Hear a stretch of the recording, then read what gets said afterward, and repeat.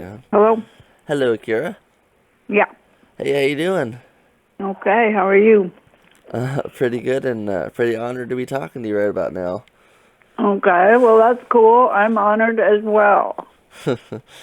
Yeah, you're the fourth member of Black Flag who I've spoken to. Second that I've interviewed. I've interviewed Keith earlier, 2020. I Mm-hmm. said 2021. Mm-hmm. I've spoken to Henry through Gmail, but he doesn't really.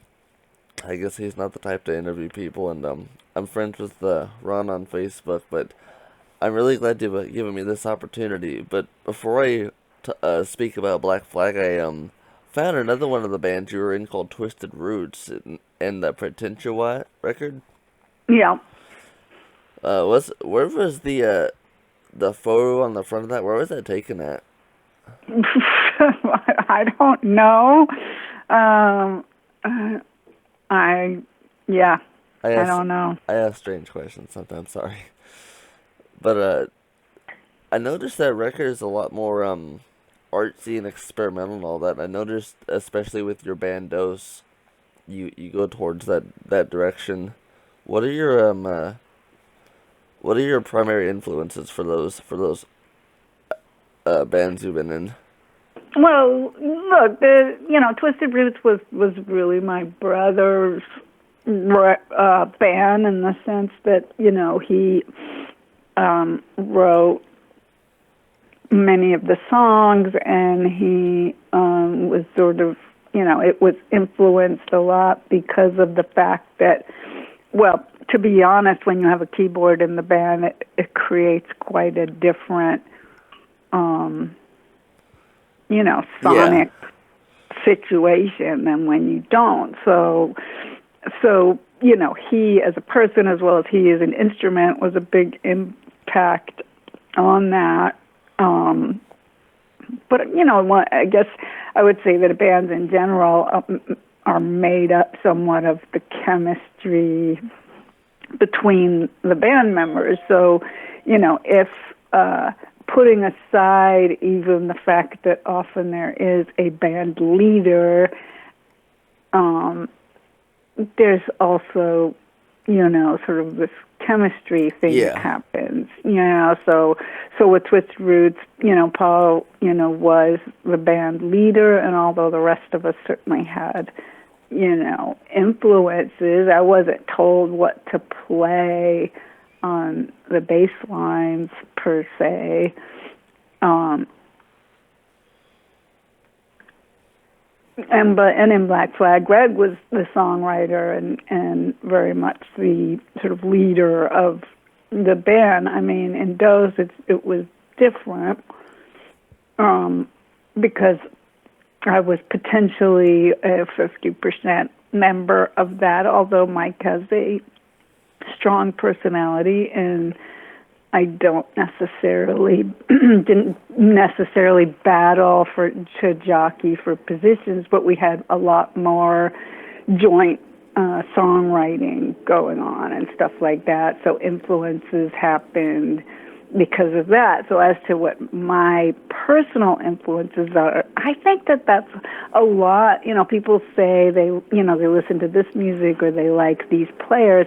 For me, I'm so influenced by the people I play with. yeah, When people ask me who's my favorite bass player, it's got to do with the ones who really are right for the band. Paul McCartney is a great bass player because he did what was right for that band. yeah, exactly. So I don't think that standing out and doing, playing a bunch of notes necessarily makes one a great player. I think doing something that suits the moment and the sound and the people is what, is the real challenge. Yeah, I was gonna say when I discovered that, which I've heard of Twist before I contacted you to ask for this interview. I actually have heard of Dose before, but I didn't hear Twisted Roots before, and I mean I'm 27 by the way. I grew up listening to punk rock since like high school and before that, and Black Flag was one of the first bands that I found, but I gotta say, Black Flag was a gateway punk band for me because not just of all the bands that you've played with back in the day. And were you part of the What the reunion? No, I was not. Okay. Nor was Chuck. I mean, at that point, Greg had kind of, moved away from Los Angeles and was doing his own thing. And I know Ron was involved, but, Greg had his rhythm section guys that he was working with in Texas. And Yeah. And eventually, the singer and, was building his own reunion stuff while Chuck was building his reunion stuff. And Yeah, weren't there like 3 Black Flag bands at one point? no, I think there were 2. There were jokes Oh. about there being a third, but no. I mean, Henry and I were never part of either, and there were jokes about that. But no, I mean, I tend to be very aware of not trying to look back or recreate. I think it's great that these guys get some acknowledgement and recognition, and if people want to hear them, I more power to them. It's nothing against that. It's just for me personally, jumping back into the past isn't necessarily Oh, I get what you mean. a positive thing. I like moving forward, and bands that do rehash tours or whatever tend to not be what I want to see. There's a difference between a Rolling Stones band that never stopped Yeah. as opposed to a band that like puts a tour back together to make some money. And I don't think, when I think about the Black Flag reunions, I think there's a little more to do with it. There's a whole generation now of people who, are interested, and it was so small and underground back then, and nowadays it's so, sort of mainstream that it did seem appropriate to give people a chance to be exposed to it, And Flag, shoot, it had a real, they had a real interest in recreating what it was, I think more than Greg, who wanted to say, well, this is what it is now. I think Flag said, well, this is a capturing thing of what it was in those days for those who didn't get to experience it. I graduated high school in 2012, and I moved to California in 2013, and I got a job at Rasputin Records, and I saw. So at that point, I had all the Black Flag albums, and I didn't even know this was a thing. I remember I saw a Black Flag with a little green-looking guy on the shelf, and I was like, "What the fuck's that?" And then my boss was like, "Oh yeah, Black Flag just came back. They just put out a new record." I was like, "What?" Yeah, I never managed to see either band live, but I've seen some videos of Greg's band, and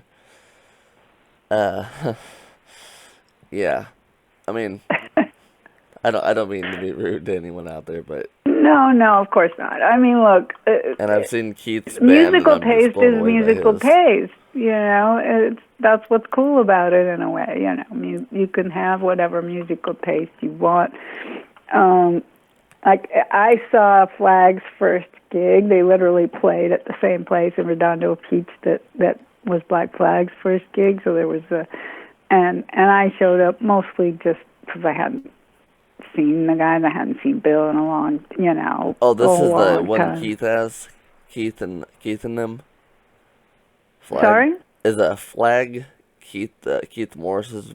Keith and Bill Stevenson okay. and Chuck and the Descendants guitar player and Des has been playing with them too. So, anyways, I went mostly to show the guys some support. And I was curious, and I thought it was interesting that they were doing that because Descendants have been playing and moving forward, and Chuck had bands and stuff, so it wasn't like anybody needed to do it, but it was interesting that they got together and recreated something, and they sure did. Yeah, It was good. I think it was good, and I think they'll still do some stuff probably. I hope so, because I was going to say, although I haven't seen Flag live, I've seen Off live, and Keith Morris blew me. Oh my goodness! And I've seen videos of Flag, and I'm just like, now this is what I want to see. Yeah, Keith is he's a character. He's a dynamite. There's two other bands I was gonna ask you about. So Minute Flag has also been one of my favorite bands since I was younger, because like I said, I'm into artsy experimental stuff. Yeah. So I'm a little confused as to how did the story of this even take place. I mean, I can kind of get it from the Minutemen, but yeah, what's the story How of does that the album? story of Minute Flag take place? Yes. Well, I mean, the SST, if you have to sort of scale down your imagination and imagine that the whole SST thing is a very small thing, that the audiences are a small thing, that this is a sort of an underground small affair, and it's in some ways very incestuous. I mean, Mike Watt worked at SST Records, which was where, we had a practice place there. It's all kind of close together, you understand. Yeah. So we were, Black Flag had a 48-hour lockout, which is how we often recorded records, which means you just, record as much as you can in 48 hours because you save some money and you just fall down when you can't play anymore and rest for a little while. So in that context, we were like, well, we could do a thing where we kind of got together and jammed, and there was some songwriting involved, and then there was going to be some jamming involved. And I don't know. They kind of came up with the idea. I had, interestingly, at that time, I would say I had some reticence about the concept of two basses, just because it could be very, in my imagination, it could be very, we could get in each other's way sonically. I didn't know how that was going to work. But so we did it. A lot of people don't like it, which tends to just make me, whatever. I'm a punk rocker. Like the fact that people don't, the fact that people resist because it's not exactly what they were expecting, or whatever. It doesn't fit the mold or whatever. It doesn't bother me. I mean, even the artwork is two grasshoppers. I mean, it's funny as shit right there. Who drew that artwork? I don't know.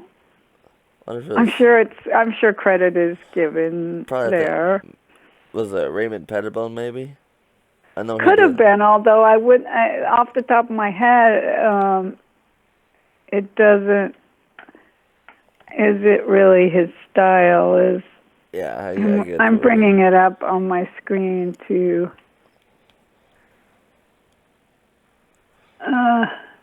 Yeah, it's definitely Pettibone. Oh, nice.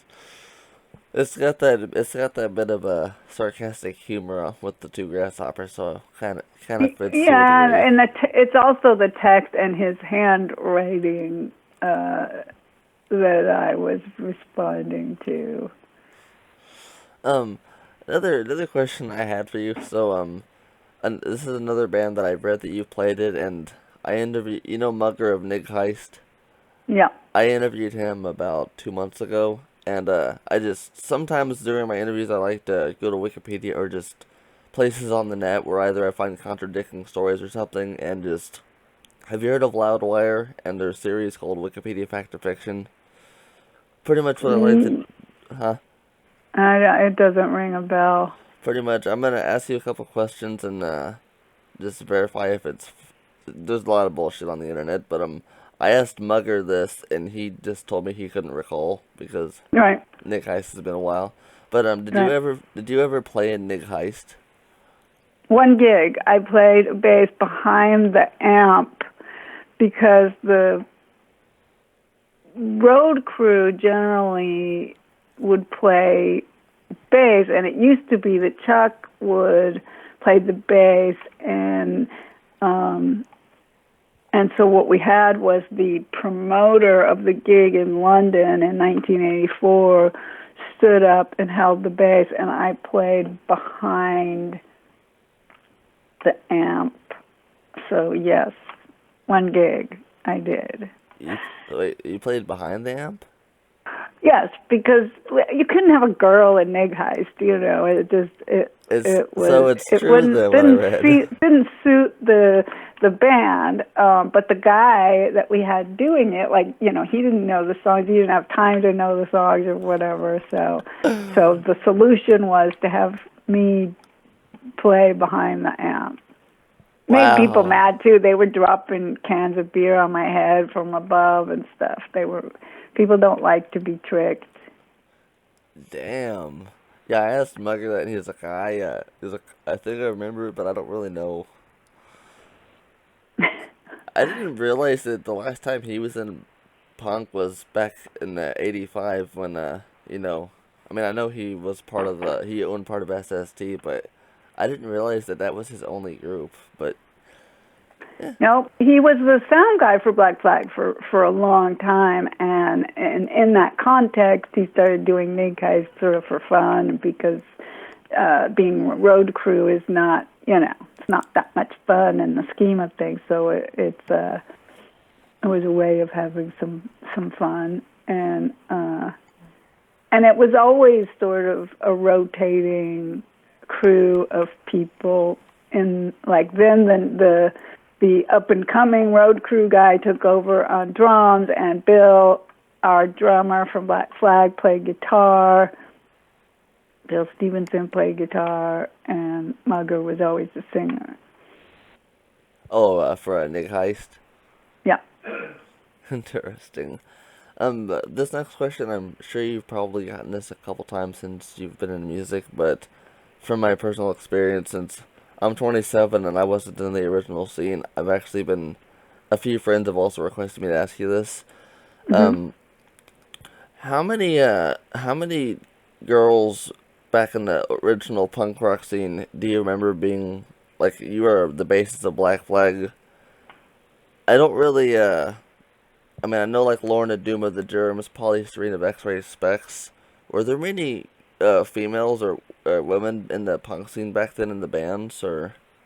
Yes, actually, there were quite a few. The scene was very small, right? So the LA scene, it wasn't necessarily bands that you would even have heard of, but there were a lot of local bands that had women singers, women bass players. The Bags had a singer and a bass player. The Eyes had a bass player. The girl from the Go-Go's, Charlotte, started out as a bass player from the Eyes. The Alley Cats had a female bass player. I Yeah, mean, I could just yes. go on and on. So the local bands, there were a lot, and even cooler than that, there was this whole set of women who were sort of setting the style trend. I mean, they would show up on the fanzines and stuff. They weren't even in bands, but they had celebrity. They were known. Their names were known because they were, in a way, setting what the fashion would be, and people didn't know. It's not like there was some explanation of what punk rock fashion was. These girls were defining it, in a lot of ways. Yeah, but a big reason why I ask is because a couple of my aunt figures in my life what? Do you know a woman named Nancy Rudd? Nancy Rudd Cruz. She's I might, I'm not well, she used to. thinking of it right off. I can't think of the name of her band, but she used to be a band in the '80s. But my aunt Lori Straitedge from Seattle, she used to do a bunch of shows, and I've just been told that back in the punk rock scene, like the original one, and also the '80s hardcore scene, that most of the women had just kind of did the promotion stuff, the accounting stuff, and worked the shows. Which I know a lot of bands where there are female members. I'm just trying to, because if you look up on Google Images or whatnot, pictures of the punk rock scene, a lot of it's guys in the pit, and I was just wondering. Well, now in the pit, that's different. Now you're Oh, talking about something else. I thought you were talking about in the band. Now, when sorry, it I came, worded that now there differently. was this transition that happened, from, some would say, when it turned from really early punk rock to sort of more hardcore, where a bunch of people came in who didn't really know, what had been going on, who thought slamming was, cool, as opposed to pogoing, which is what it started out as. And it got pretty violent in the pit. And then you had women who were just hanging back. I mean, I'm not going to get in the pit and slam around in there. I was there to play and to see bands. I wasn't there to, get violent. Some of these guys, they weren't really there to do anything but kind of fight and bang around and stuff. They didn't actually, identify with punk rock at Yeah, they just all. wanted to let that aggression out. Hmm. Yeah, so, I mean, that's a different thing. It did get more male heavy as things got more violent. There were certain clubs I wouldn't even go to because it was just too Damn. crazy. So, just in reference to what you said about Nig-Heist and they didn't want the image of a girl in their band, was that ever an issue with Black Flag at all? Or how were they pretty welcoming? Or Well, I mean, I was invited to join. So, I took that to mean that they didn't have a problem with it. I mean, I once said in an interview, in the context of an hour and a half interview, I once said, well, I had a brief moment of confusion when I saw the cover of Slip It In, but that was taken out of context and put in the movie American Hardcore as some big statement on my part. It was just one line out of many things I said.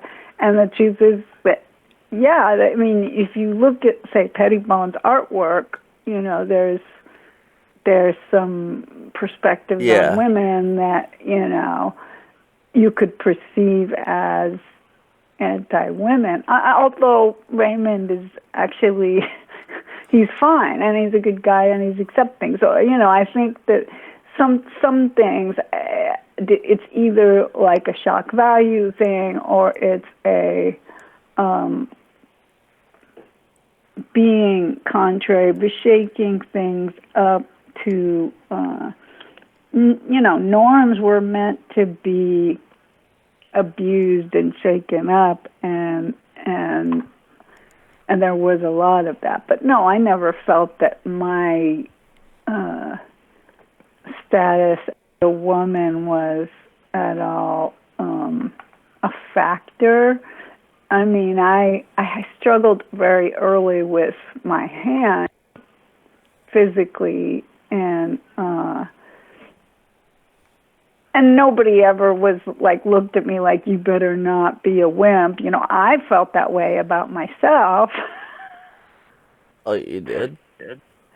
Sure. I mean, when my hands started hurting and like my doctor said, you should not play for 6 weeks, I just joined Black Flag. I'm not going to quit or take a big break. I was, I didn't want to be perceived as the weak female. That was me putting it on me. They would have accepted it, and they said as much,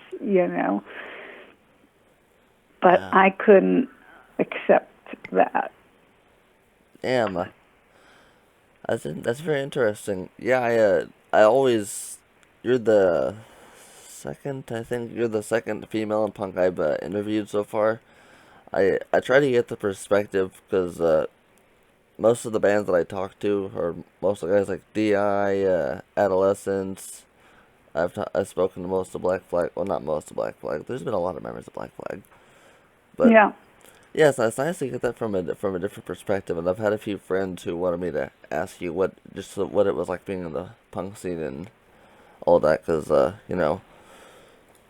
most people think it's just mostly it's not just boys fun. There we go. I'll quote 7 seconds.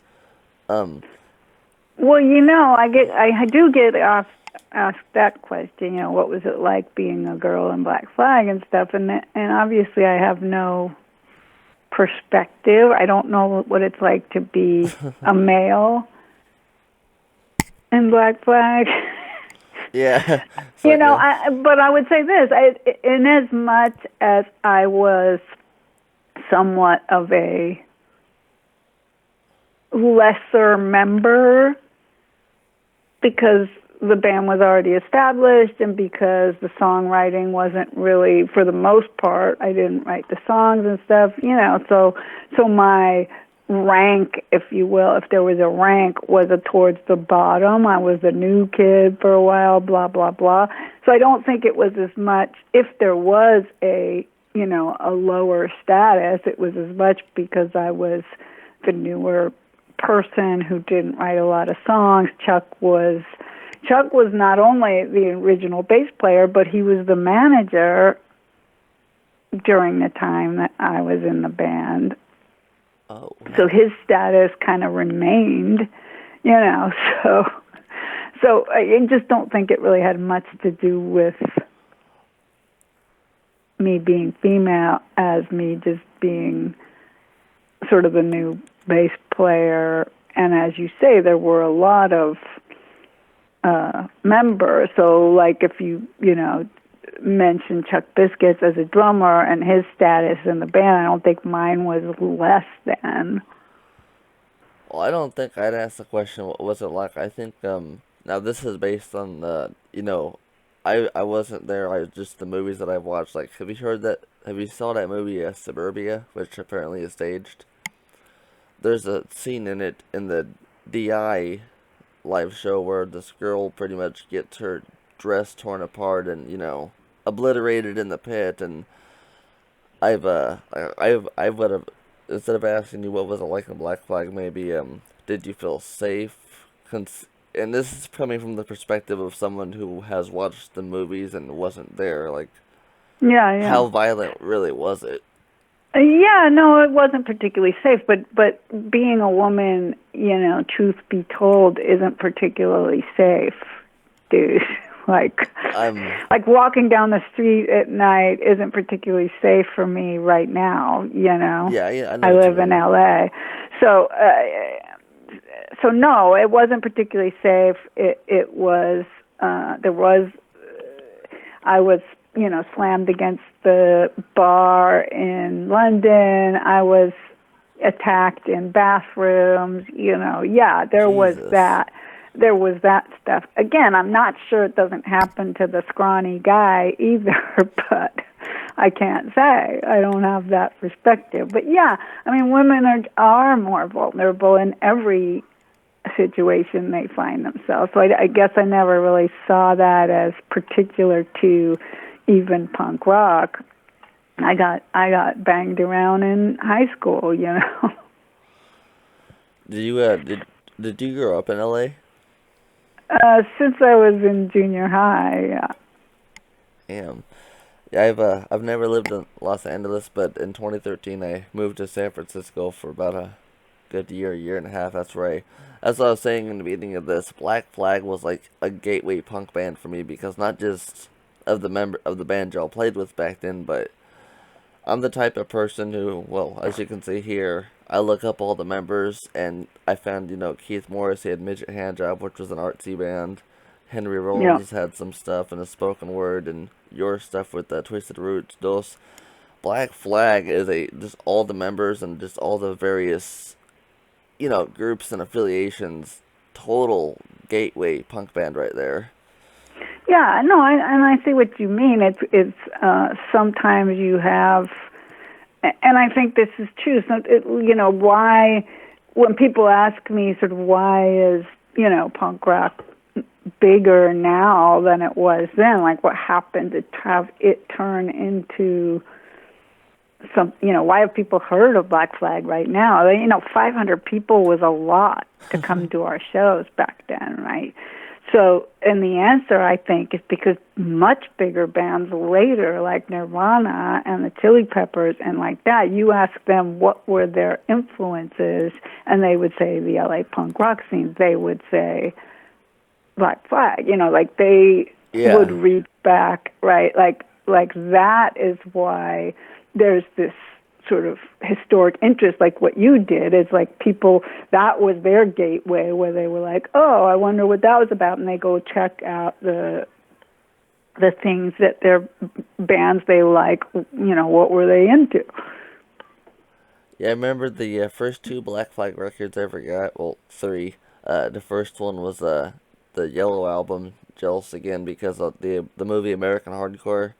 I think I heard that Jim Lindbergh from Pennywise, he made the comment, he's like, I put on no values, and, I can't do a Ron impersonation, but just that raw energy, and then I got Slip It In, and I'll never forget, I was, this was towards the end of my high school days, so when I got off of school every day, my mom would show up around 5 or 6 p.m., I hadn't actually heard the album Slip It In. I just bought it from a distribution record store around, and oh my goodness, that I was. If you don't mind me asking, just a tangent here, how was that the song Slip It In, especially the end of it? Is that a skit or what's going on with that? What, the vocals? Yeah, on the Slip It In, like obviously the first part of it, but the sexual skit towards the end of it. Yeah, that was just some backup vocals that Chuck's girlfriend actually did over with Henry doing his part. Yeah. But yeah, that was just her in a room with a microphone. Oh. Because, when I put that on my turntable, like I said, I hadn't even heard that yet. My mom kind of walked in the house at the wrong time, and that was fun explaining that. Yeah. But it's a hilarious song, though. But yeah, pretty funny. Jealous Again, Slip It In, and then My War. I think My War is pretty much my yeah, My War, and then trying to think of which album it is. Is it Family Man, the one where it's Henry talking about? It's kind of like a spoken word in a way. Yeah, there's kind of one song that's one side of the record that's spoken word and one side that's instrumental, and then he kind of does vocals on one. Yeah, and then he sings on that one song. I kind of noticed more of a darker, more metallic transition in Black Flag's later stuff, like the earlier stuff, like the Nervous Breakdown EP is like more raw and kind of 77 or early punk, and I've noticed that Black Flag's later material, like I said, got kind of more metal and heavier and darker. I mean, what would your take on that be? Yeah, I tend to not put it in a category. I'm bad about that. I mean, yeah, and that's fine. Like it more metal. I mean, I think that there was exploring going on in terms of sound, in terms of tempo. There was, My War has this, 3 sort of dirgy, slow songs, and so there was experiment. There were instrumentals. There was an instrumental record in process of weeding out. So I think that there's just more experimenting going on, which includes not just playing short, hard, fast songs with the singer screaming, but there's a record that was going to be instrumental, but Henry would sit in practice and write, lyrics to it, so it has almost more of a spoken nature to it, which is in my head, which is a record I really like because Henry's being more himself, I think, in it. Oh, goodness, yes. Because it's not written by Greg, it's written by him, and Henry is a different guy, and it's different when you sing someone else's. I mean, the songs that were written by Chuck, I think suited Henry, the My War and Modern Man, and some songs like that, right? And then you have the ones by Greg, which tend to be almost sort of party songs, like Slip It In and stuff, which kind of suit Henry a little less well, you know? Yeah, Henry Rollin doesn't really seem. I mean, I've never met him, but from what I've seen, he doesn't really seem like the partier guy. Right, exactly. So to me, the stuff that suits him more is when he gets to express his perspective on the world, and Greg was experimenting the whole time musically, which is what you're talking about like not feeling tied into, well, I have to play hard, fast, simple punk songs, but experiment with guitar solos or whatever. Like, I think that the main thing about punk rock is there's no rules. Hell yeah, there's no rules. There shouldn't be any rules. That was the way it started, was we're going to break all these existing rules. And so people who think that it should sound a certain way are limiting. I think Dose is really punk rock. There's nothing like it. I love Dose. Right. Well, it's different. There's nothing like it, and this is my point. There's a... Are you 420 friendly? Sorry? Are you a pro weed? I don't have anything against it. I'm not a user now. I certainly have been in the past. I'll just say Dose goes pretty good with getting stoned with your buddies and blasting it on a sound system. It's really nice and soothing.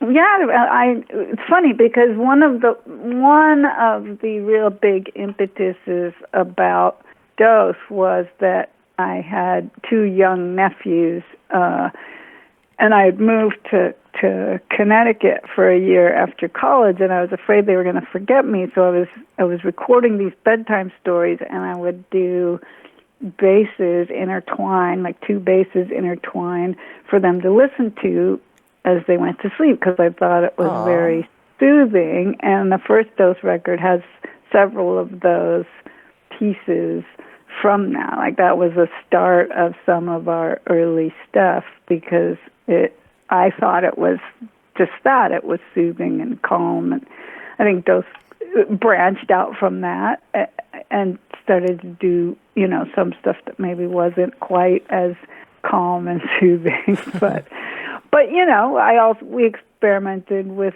singing and, stuff like that, and doing Billie Holiday or whatever, just touching on all of the interests we have. A band has to explore, I think. If it just stays static, it's not interesting to us. And if we're not interested, why should anyone else be? Have you heard of a band from Canada called Plumtree? No, it's not familiar. I just wonder because the type of music that especially with the first couple of Dose albums, I feel like you would get along with them pretty well. They have I think they have a couple albums out. Plumtree, look up their album called Mass Teen Fainting. I think you'd enjoy it. Yeah, they're just some little indie college punk rock band from Canada. I think. Have you seen the movie Scott Pilgrim vs. the World? Yeah. Yeah, they played in that movie. Yeah, I see them. I looked them up. Yeah, they're pretty... Yeah, well, it's anyway, it's a I like sort of minimal stuff. There's several bands I like that are, 2-member and simpler stuff myself. I do a certain amount of music on my own that's kind of two-bass type music. I actually have been working with a stand-up bass player doing some shoe-based stuff. Nice. And, I just, mostly what I do is just in my room at this point, but it's not about putting it out most of the time. I just doing what you love. Yeah, when I'm not working, I just want to have fun. Yeah, I looked into this a little bit, but to tell you the truth, I don't really know much about it. But I read that you won an Emmy Award on a John Adams episode. So I won 2 Emmys for an episode of John Adams. I worked on the whole series, and for an episode of Game of Thrones season 2, which I worked on that whole season. Oh wow, you worked on Game of Thrones as well. Cool. Yeah, on season 2. Yeah. How? And I was on a team that won an Academy Award, but in Academy Awards, only the supervisors get the actual hardware, but in Emmys, the whole team gets the hardware. So I have Emmys in-house, and I don't have Oscar in-house. Yeah, I don't really know how that stuff works a whole bunch.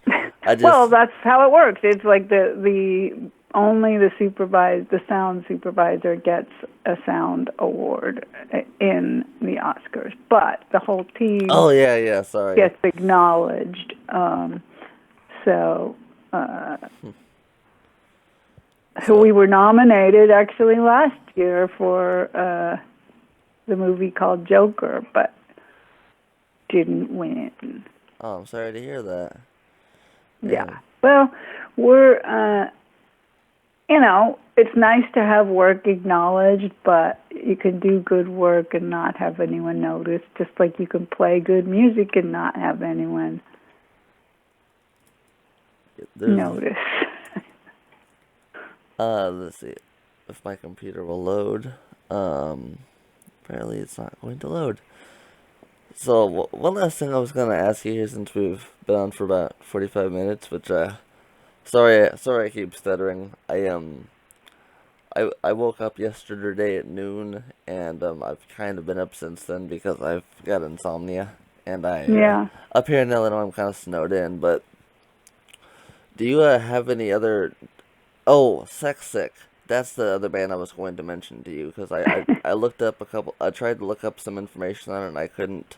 I was just kind of browsing through your history there, and I came across that one. Can you tell me about that one? Yeah, so, okay, so now you're going kind of parallel to Twisted Roots, like Sex Sick went on for part of the time that Twisted Roots was going. I had a friend named Michelle who eventually actually did sing for Twisted Roots for a while, but after after Maggie. So we thought doing an all-girl band would be cool. I think that after that, I mean, personally, I kind of decided throughout the process of doing Sex Sick that having an all-girl band wasn't really that cool. But actually, there's a couple of Sex Sick songs that became Black Flag songs that Henry wrote lyrics to. So, weird things happen like that. Which, do you know can you recall which songs those were? One of them's called Best One Yet. Best One Yet. And what did he do on the other one? What album is Best One Yet on? It's on In My Head or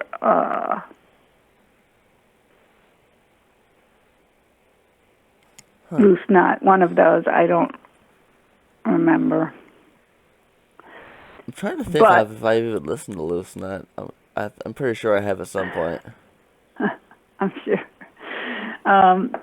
Look, it's Sexic was an attempt at an all-girl band. We did like 3 gigs total. We played the Whiskey once.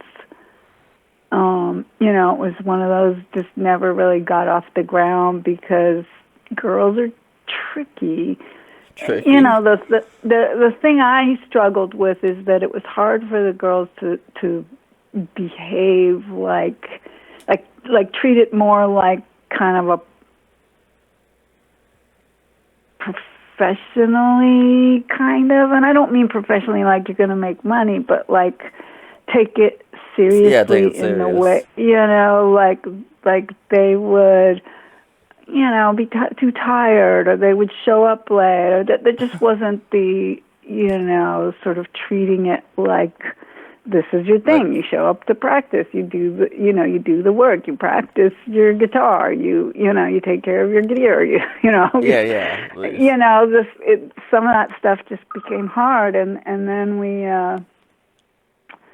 we eventually got a guy drummer because we had some, the singer Michelle, who was my friend, and like we were, we had some ideas of, we were continuing to try to make it happen, and it was the drummer who was, struggling with having the sort of professional attitude, but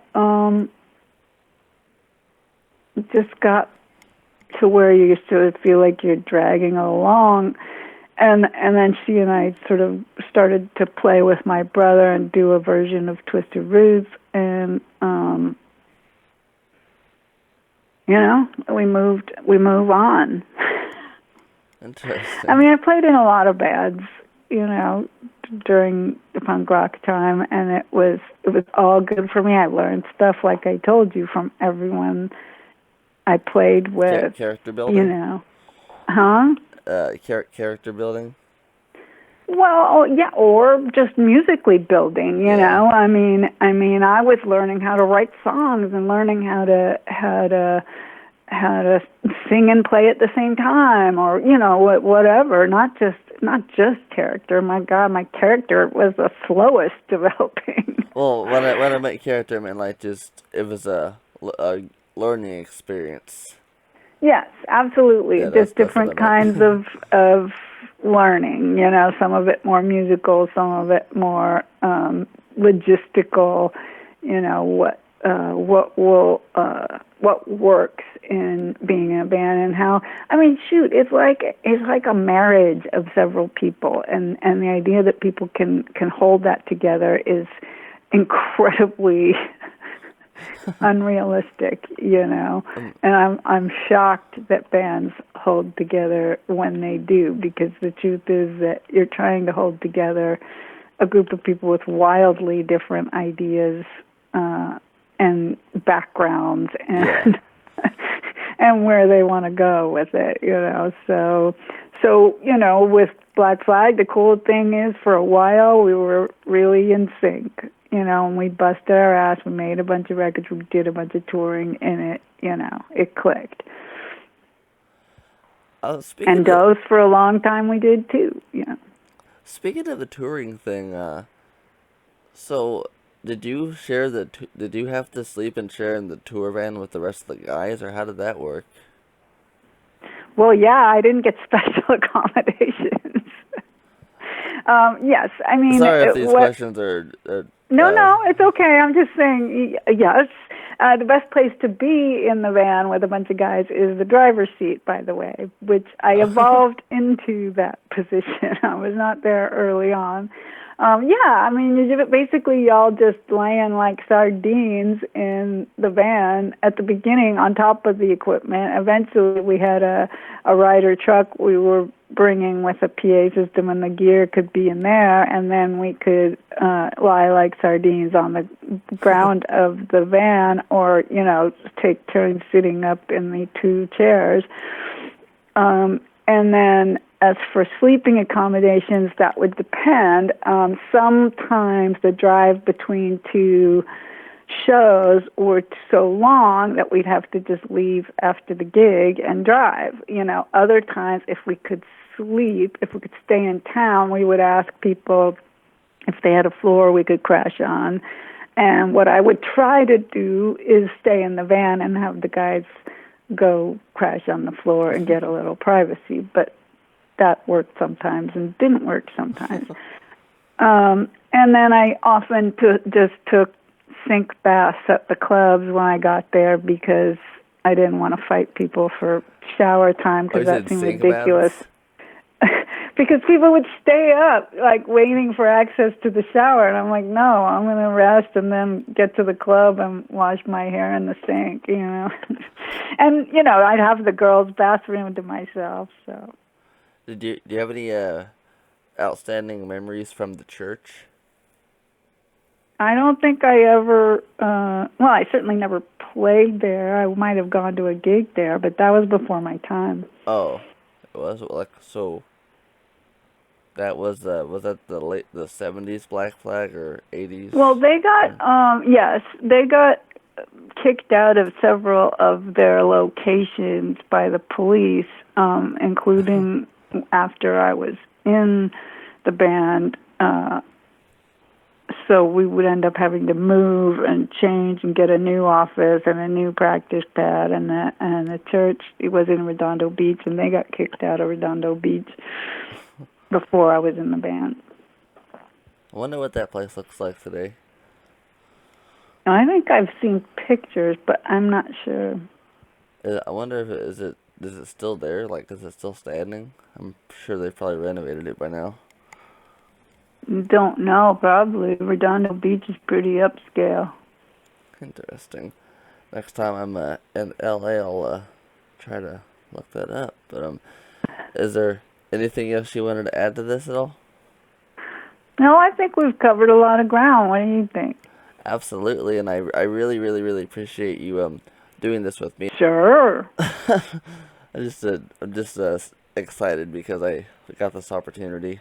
Anyway, yeah, that's all I had for you. Nice, good hour here.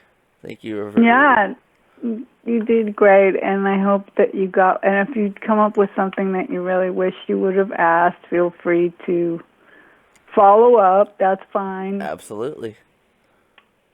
Cool. Have a lovely day. All right, man. Take care of yourself. Yep. Ciao, ciao. All right. Okay. Bye. That was awesome.